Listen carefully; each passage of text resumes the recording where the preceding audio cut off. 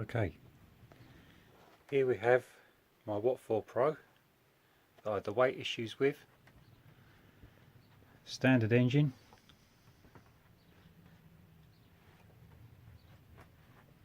And the weight I had to put on the back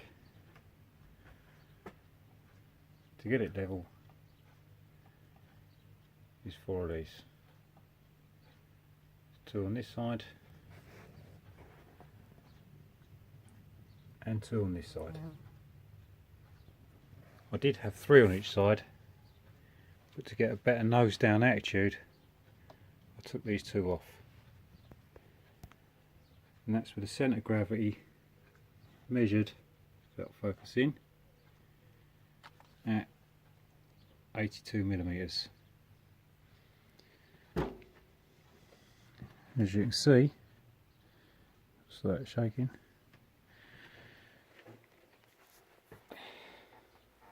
Slight nose down, maybe a little bit too much nose down, but slight nose down attitude.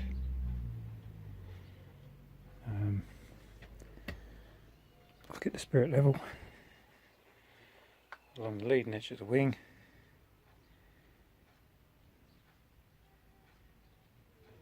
You can see how far down that's going, or maybe on the back of the plane.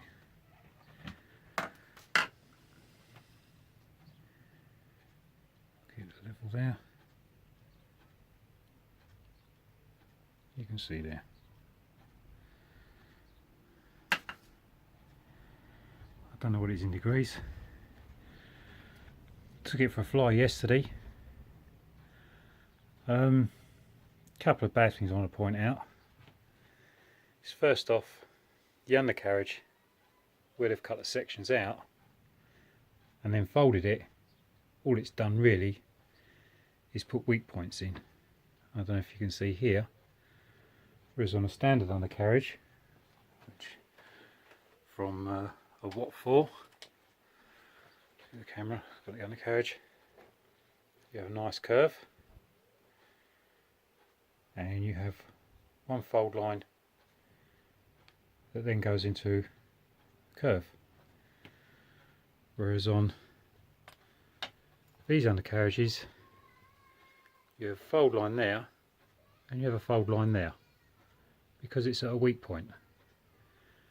And on a normal landing, wasn't anything hard, that undercarriage bent because there's no strength there anymore.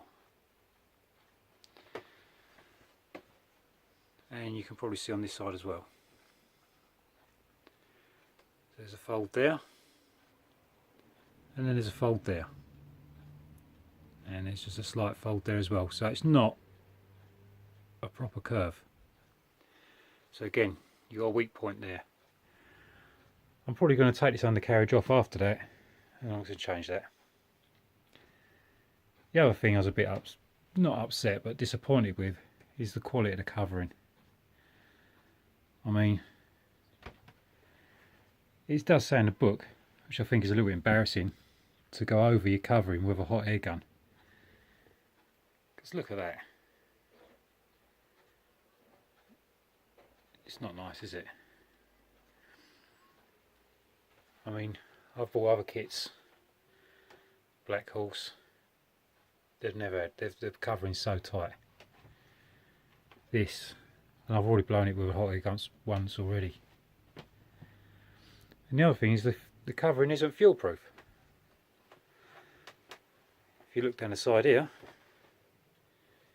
you can see where the fuel's actually got under the covering and took all the colour out of it. And underneath, I don't know if you can see that. Look at that. That's just not the lighting. I'll tilt the plane back. That's the actual colouring come off the covering. I know these aren't the top end models, but come on guys. I've covered a few planes and I've never had that before. And just to check the measurements as well, if you want to see, if I take a rule on a set square,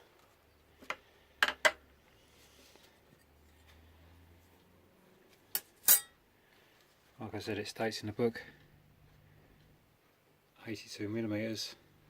Focus. Come on. Just trying to focus on my finger. Oh, it says 82 there. If you've got the plane, you'll have the book and you'll see.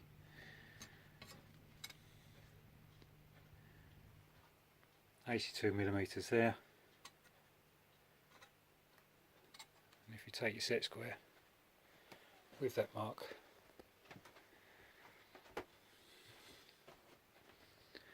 place it under the wing, you'll see. Oh, if I can get it level.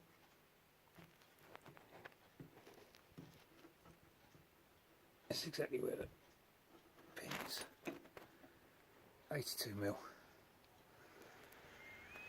Well, the servos I'm running, they're not the micro servos. I put standard size servos in. Those guys saying, well, let's put extra weight on it. Not really, because standard servos on the wings are behind the centre of gravity, and the servos on the servo tray are about here, so they're also behind the centre of gravity. And the battery pack, rather than a 4-cell NiCad pack that I normally run, I made up a battery pack, 2 cells of these, which give me about 7.2 volts. That's 7 volts, and all they are out of one of these, which came with a Makita drill I had, and this was a larger Makita drill, and unfortunately the circuit board broke down on it, and I took the cells out, so I'll make my own battery packs up, and they last a hell of a lot longer and produce a lot more power. Actually, this was running all day yesterday. I'll switch my radio on and switch the plane on.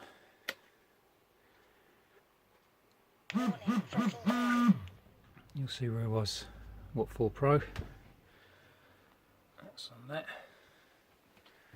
I'll turn the plane on. There you go. So that was running yesterday, and I've still got 6.96 volts in there. It's not focusing too well. But yeah, 6.96 volts. So there you go. Other than that, people might say, well, perhaps you don't like this type plane. I like the Chris Foss stuff. I've got an Acrowatt up there.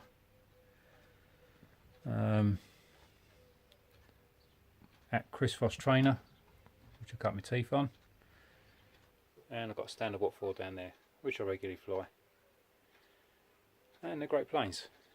I really do like the Chris Foss stuff, but it's a lovely looking plane, don't get me wrong, but for the weight, and them to say it's balanced absolutely perfectly out the box, I don't think so. Which is a shame. But nice plane. Oh, and because it is so light, don't fly it in any wind, because it really doesn't like it. Okay, hope this helps someone. Thank you.